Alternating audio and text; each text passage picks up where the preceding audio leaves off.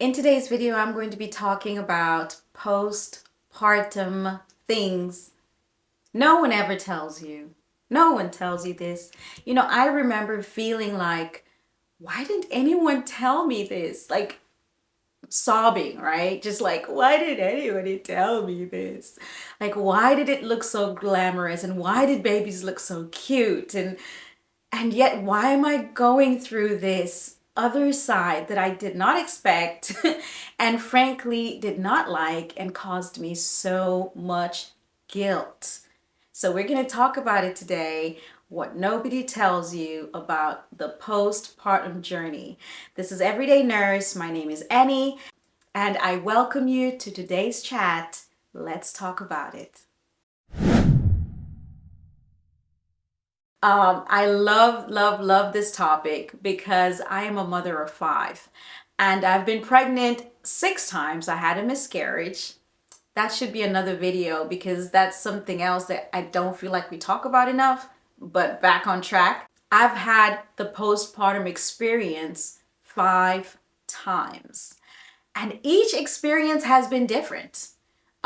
Yes, there's the personality of the child, but there's life, there's circumstances, there's age, however, there have been common threads throughout the experience. So we're gonna get into it. The very first one we need to talk about. After you have a baby, and all the hormones that have been holding up this pregnancy, keeping it viable, and the baby is now born. Your body has to rearrange your hormones to non-pregnant levels.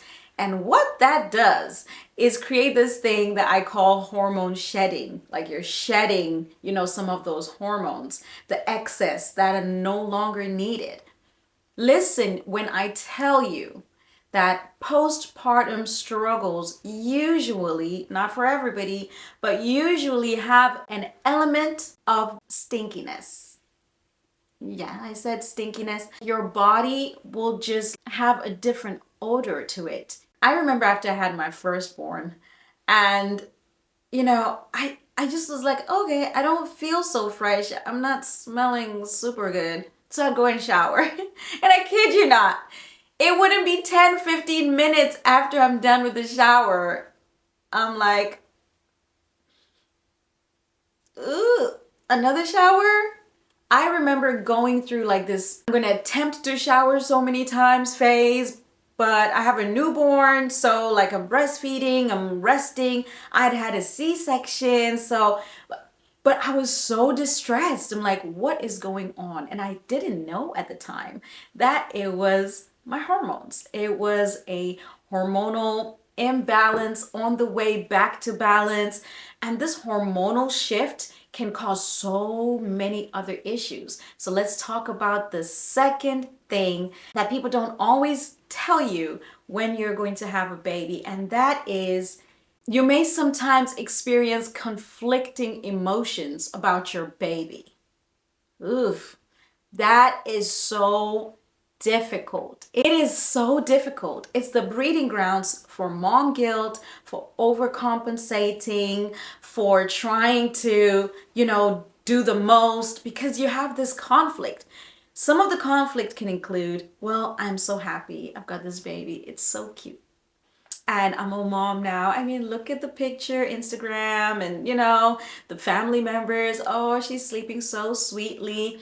And then she has gas in her belly and she's crying and crying and crying and crying and crying and crying and crying and crying and crying and crying and cannot tell you why she's crying.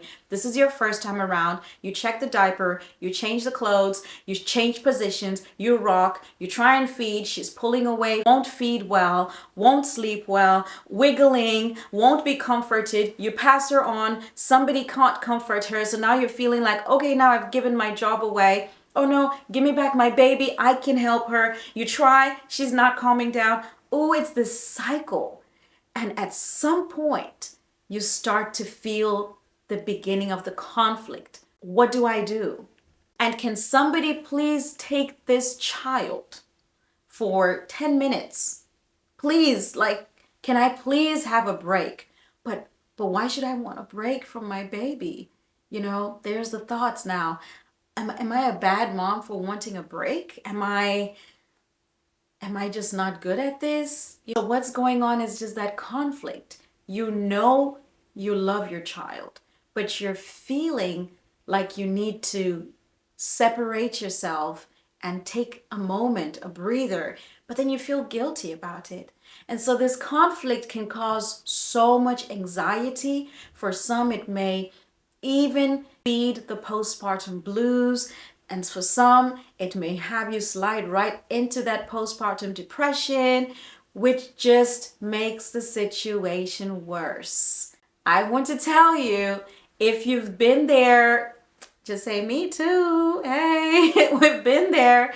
And if you've not been there yet, listen, when you get there, it's okay. You're not a bad mom. You're a mother who's facing a situation for the first time, and it's a little bit of a crisis, and you're learning. And sometimes the best thing to do is to ask someone to hold the baby while you pull away, go to your room, cry if you need to, process if you need to, whatever. Take a quick 5-10 minute nap, do something nice, take a shower, that shower we just talked about. Take a shower, take a warm bath, whatever you need to do, get your cool back. Because another thing that happens with moms and their babies a lot of times is that you feed into each other.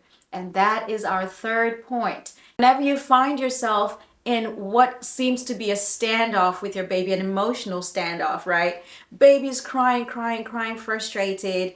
You're crying maybe, or may not yet be crying, but you're frustrated and it's rising. A lot of times you're feeding into each other. Baby's mirroring mommy's feeling a little bit anxious. If you're feeling anxious, the baby starts to feel anxious and like, am I secure? I don't know, they just feel the way you feel. And so you have to realize that sometimes it is best if there's no one around you, you can put your baby safely in a crib, get your monitor, walk away, calm down. It'll only take 5 to 10 minutes. And trust me, I know it's hard. It's very difficult to put your baby down and say, okay, I'm going to take some time and I'm going to get my emotions in order, because that guilt can play on you, but you need to put that baby down. And it'll take you a shorter time most of the times to put the baby down, go get you together, come back and take the baby, rather than try and continue this standoff until it's resolved. If there's someone, give them the baby, take a break. All right. Number 4 is about breastfeeding.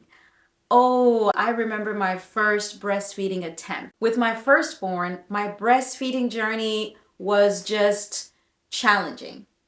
I remember sitting on a stool one day and I said to my sister-in-law at the time, I said, hey, can you please just go to the nearest drugstore and buy some formula? I can't do this anymore.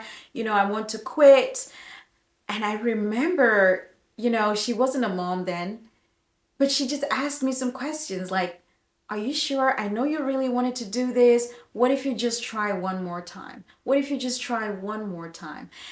that was just the push I needed to try. Now, not everyone breastfeeds. That's a choice and it's okay. But for those who may have breastfed and struggled, and those who are trying right now and are struggling, or those who will try, let me tell you, there is so much hope for you.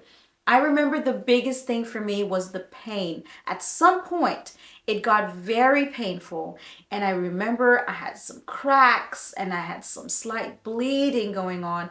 And I was trying the butters and the creams and all this kind of stuff to try and make the situation better, but it wasn't getting better.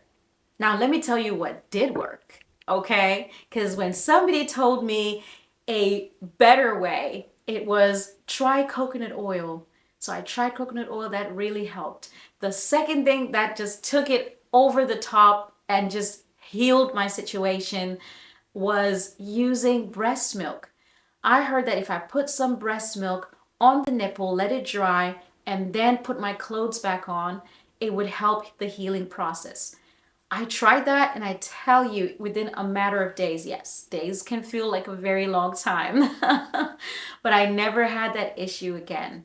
Just be encouraged that if you face that situation, or if you have, say, me too, I was there, and share in the comments below. Please, guys, if you are familiar with anything that I've been talking about, share it in the comments so that other mothers can come through and look at it and just know that they're not alone, and it's okay. It's okay, and it's going to be okay.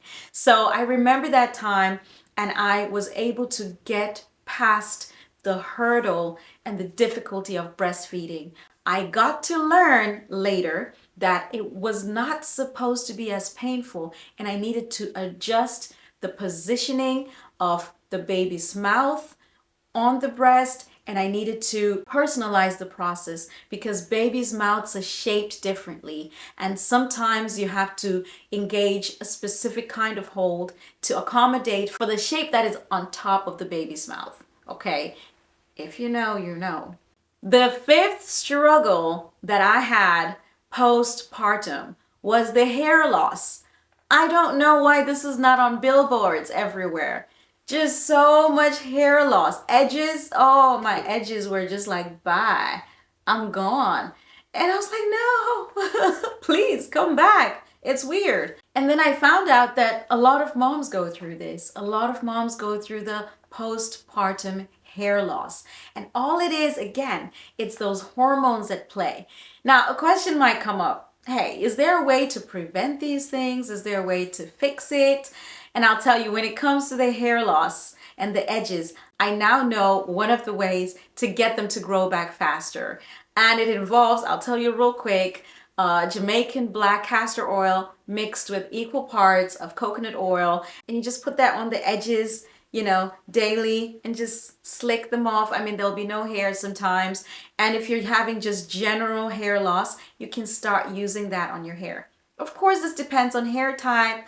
I have 4C hair, and it helped me get my hair back. When it comes to the actual hormones, can you prevent them from shedding? No, not really. Your body needs to go back to balance, to the pre-pregnancy hormone levels. However, there are diets that help your body gradually go back to balance rather than just boom and it just tanks and you're just all over the place with your hormone shedding. And I know a Korean friend, she was a mom, and she had specific postpartum diets that helped her not get into the anxiety, not feel depressed, feel lighter, have her body heal in a much better way. It was also high in very nutritious foods that help replenish some of the elements in your body and some of your building blocks for the hormones that should take over the balance, so to speak, get your body back to normal. And so your diet is very important as a postpartum woman, and we can talk about that in another video. Postpartum diet. However, I would really encourage you to check out the Asian cultures, check out some of the African cultures, and see what it is they do and how they specifically feed a postpartum woman, and just see what you can take from those cultures and incorporate into your own culture. Because listen, your body is going to have to recover from this incredible thing called building a human. It's a big job. Your body is taking on a lot, and you need to be patient with the process. But if you have encountered any of those things, just know you're not alone. And if you're yet to encounter them, I told you. So now you can be more prepared, and you won't feel like you are alone and you're going through this and nobody understands, and keep it to yourself. Please seek community. Everything you go through in life, somebody's gone through it. And if you can just open up and share your story, someone else will be able to say, hey, I've been there. This is what you need to do. Or just here's a shoulder. You can cry. It's going to pass and it'll get better. So I hope this was educational and encouraging to you. Listen, mamas, you got this. If it's your first time, yay. If you're on your 7th or 10th or 2nd, good job. You're coming along. Let's help each other. Again, I'm Nurse Annie. Thank you for sticking with me today, and join me for the next topic on the next video. Bye.